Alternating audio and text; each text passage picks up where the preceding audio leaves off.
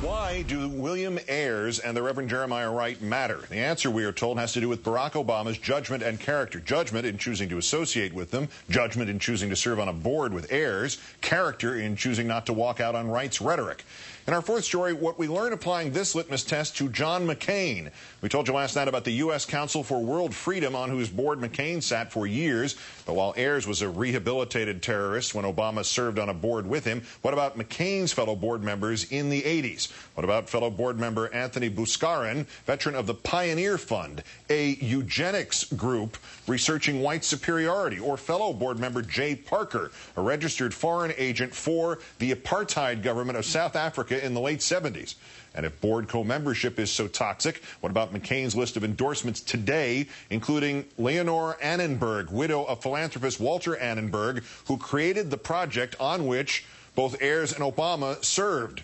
And what of Obama attending sermons by the Reverend Jeremiah Wright? Never mind the fact that the teams of opposition researchers have yet to produce any evidence that Obama witnessed any of Wright's critiques of America. If that tells us anything, what does August 30th, 1993 tell us?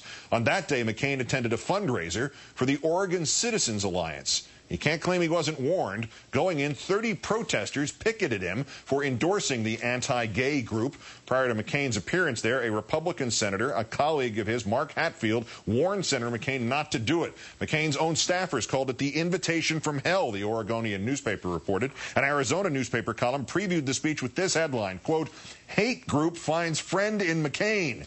And yet McCain went, sat silently, offered no rebuke during or after the remarks by this woman, Marilyn Shannon, who praised a local woman who had just shot a doctor less than 2 weeks earlier. A doctor who was a former Navy flight surgeon, a sonogram pioneer, was shot in both arms because he performed legal abortions.